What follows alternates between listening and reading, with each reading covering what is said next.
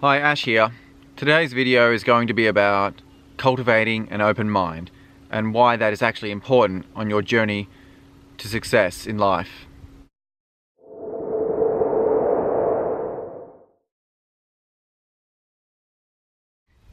So what does it mean to have an open mind? Well, having an open mind means that we are open to receiving new information, to considering other options and alternatives.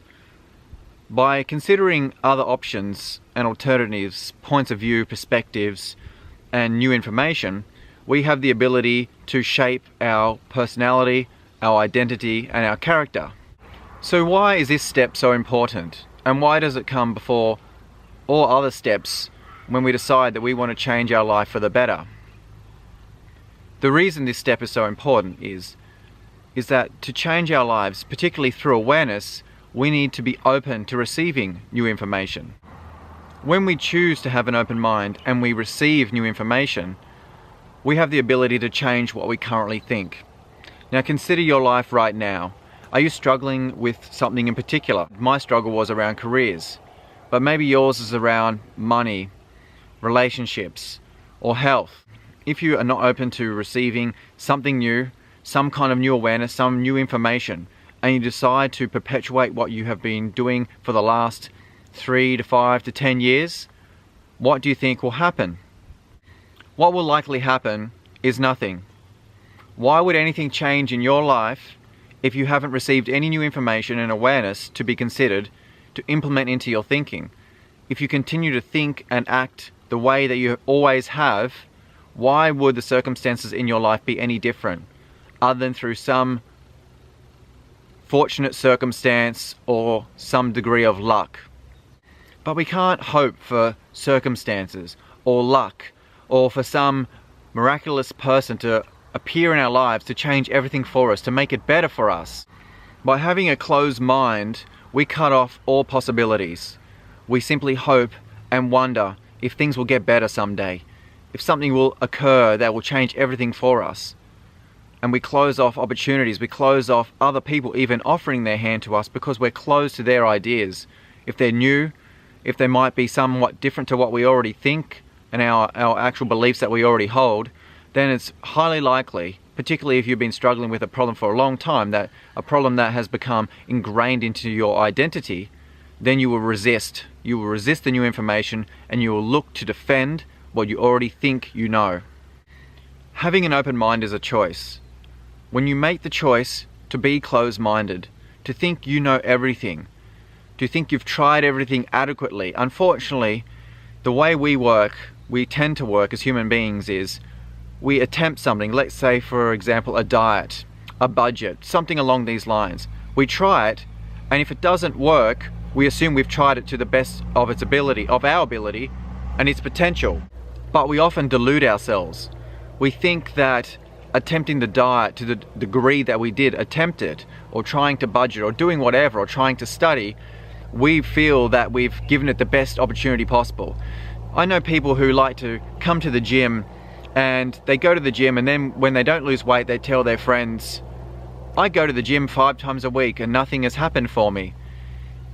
Yet they go to the gym and do nothing but socialize and walk maybe for 2 minutes. So it's really important that if you have an open mind, and if you're telling other people that your mind is open, you have to realize and accept that when you do receive new information, that you have to consider it and act upon it adequately.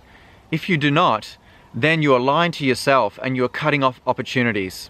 People who tend to have closed minds are likely to be very defensive people. When you offer something new to them, when you give them some advice, or when they receive it, even from a professional, they look for a reason to be right. They defend their position. They blame something else and they become victims. Having a closed mind makes life appear to be easy. We don't have to risk our fragile egos, and we get to ignore the fact that fear has locked us in a trap that doesn't even allow us to accept anything new to make a change. Fear is often at the heart of closed-mindedness. We fear based on our emotions. Our ego is fragile, and when people tell us something new, some different kind of advice, something that may be contrary to what we already believe, in a way, they're intruding on our egos and our identity, and in turn causing emotional pain. When we close our minds to opportunities, to advice, to possibilities, we set ourselves up to fail. We deny certain potentials in our life. There's so much out there that can help you, that can make a difference in your life. So many little pieces of awareness and information that if you act upon them will completely change your life. But having a closed mind means that those pieces of information, that awareness, can never get through. Be willing to empty your cup, as they say. A full glass cannot take on any more water, and is exactly the same of your mind. If you think you know everything, if it's full, if you're unwilling to allow anything else in, then how can you change from the particular patterns and cycles and behaviors that you already have? I once spoke to somebody who was confused about what they wanted to do with their life. They lacked meaning, and they're wondering what's in life for them. What are they meant to do with their life, and which direction are they meant to head?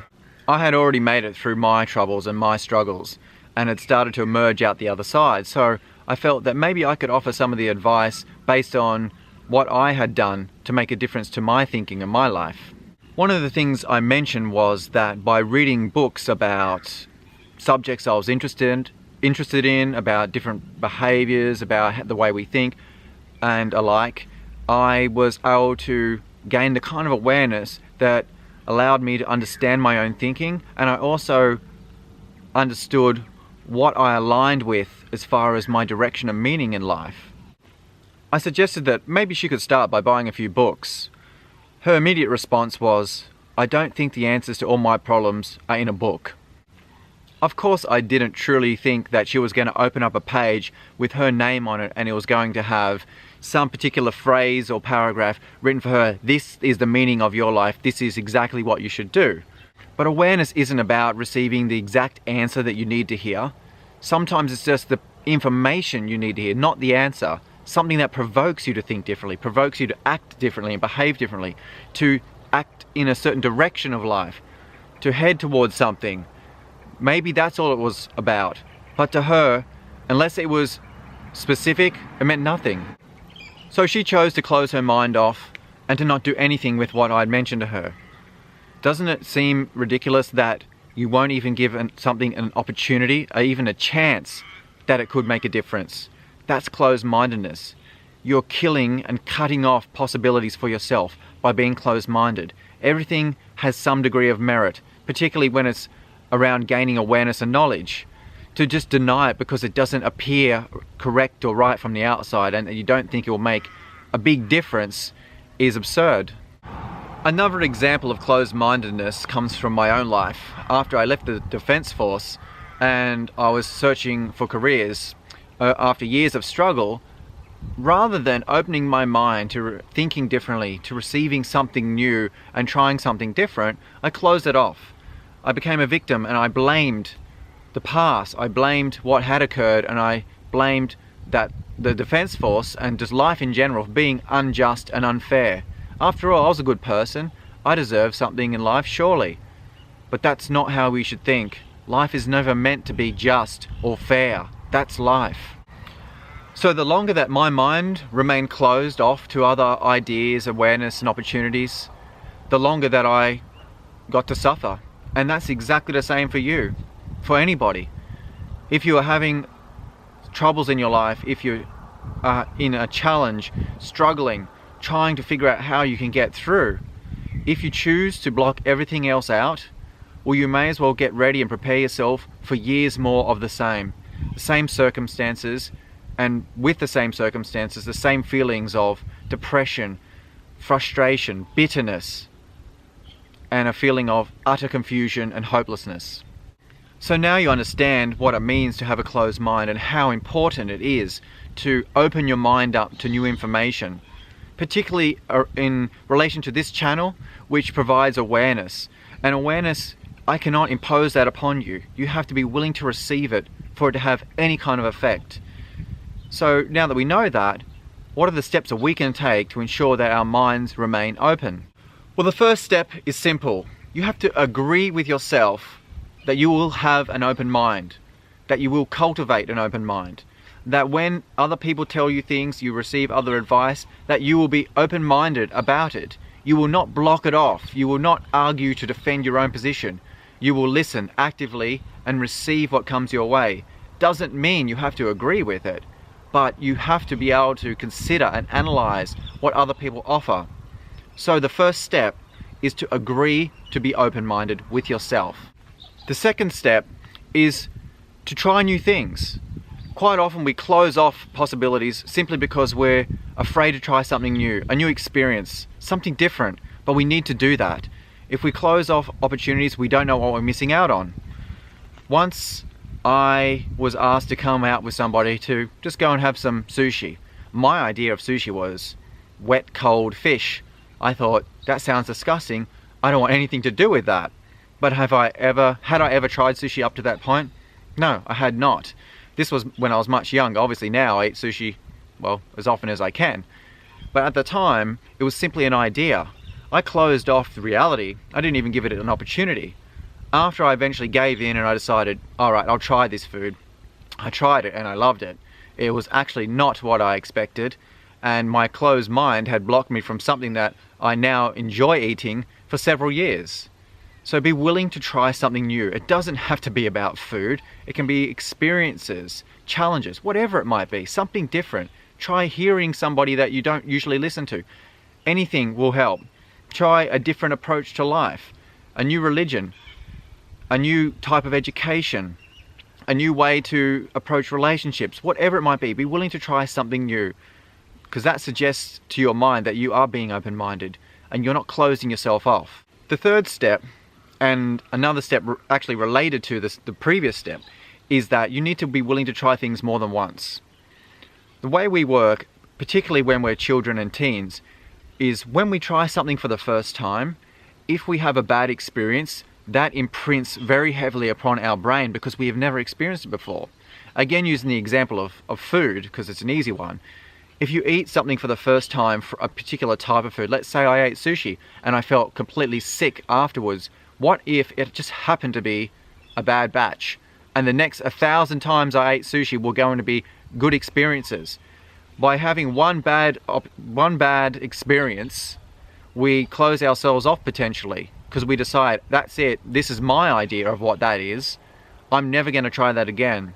So this goes for everything. Whether you're trying to receive rehab from a physiotherapist and you go to one and it feels like they do nothing, that doesn't mean that every time you go, nothing will happen. That doesn't mean that there aren't others who might do better for you. Same with life coaches, personal trainers.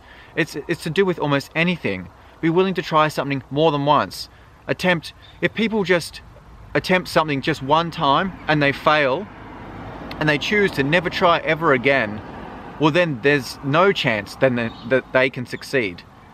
Think about athletes and sports people. So often they have to be willing to come second and fail and come last or whatever multiple times. If they try it once and they say, oh well that's it, I didn't win, I'm never going again, well then that's it, they're closed off. They've closed their mind, they've shut their mind off to possibilities and potential, and by doing so, there's no chance. The fourth step to cultivating an open mind, and a very important one, is be willing to be wrong. It's so funny how we talk about certain subjects with each other. Generally we say that don't bring up politics or religion when talking with your friends over dinner or whatever. Because why? Because they're highly emotional. And people attach so much of their meaning and life and identity up in those particular areas of life. And by having opposing views, we tend to argue. Rather than actually receiving what the other people have to say, these particular areas and subjects are so highly emotional that we're likely to get up on our high horse and defend to the last breath. But if we're always right and we're never wrong, then by never being wrong, we stand to never be able to learn anything other than what we already think we know.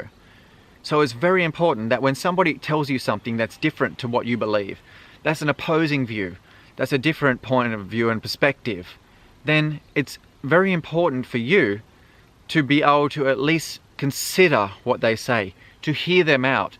Let them talk about it, let them provide the evidence as to why they think a certain way. Calm your emotions and allow yourself to think about what you're saying. We have to be willing to be wrong to make a difference in our lives. Because if we continue to follow what we think we're correct in doing, even against other people telling us, try this, try something new, and we say, no, I've done that, no, this is like this, then there's no chance that we can change. So be willing to be wrong, and don't be so quick to defend. And the very last step is to understand other people's points of view, other perspectives in life. When somebody offers a different opinion to yours, a new perspective that you immediately disagree with, a rule I have is that I need to at least understand why they think the way they think. I cannot dismiss somebody unless I have so much evidence. The evidence that I have is so significant and objective that looking at their point of view and understanding it would almost be pointless. But even then, I'm likely to try to understand what they think and try and gain some evidence against my point of view, even if the evidence that I already have stacks up heavily against theirs. So when somebody's opinion differs to yours, or their perspective is different, understand that it's their life and the awareness that they have that makes them think that way. And the awareness that you have makes you disagree. What you need to do is to treat it like a court case. What I do is I like to go out, take the time to understand why they think the way they think. I might read a few books on it, I might do some online research, but whatever the case may be, I like to understand why they think the way they think. And then I try to look for evidence contrary to my opinion to see if it's stronger than the evidence I have to support my own thoughts, beliefs, opinions. Once I've done that, I can put the two together. One might win straight away, outright. Immediately I might say, well, this evidence doesn't stack up whatsoever. Maybe what the other people are thinking, maybe their opinion, their point of view, I might think, oh my God, that makes complete sense, and dismiss my own opinion and replace with something with a greater level of truth and honesty and objectiveness. Or alternatively, maybe the two pieces of information and the evidence from both points of view will integrate and form a new belief and opinion and mindset for me. Either way, you may just dismiss them because your evidence does stack up and it's them that is lacking awareness. So the important thing though about this step is to simply understand that you need to be open-minded to hear somebody out and then look for evidence to support their case, in fairness to them and in fairness to yourself, because you may stand to learn something new, more than what you actually think you know in that moment. So remember, it's vitally important that you cultivate an open mind. Having an open mind is the very first step on your journey to greater awareness, change, and hopefully a happier, healthier, more successful life.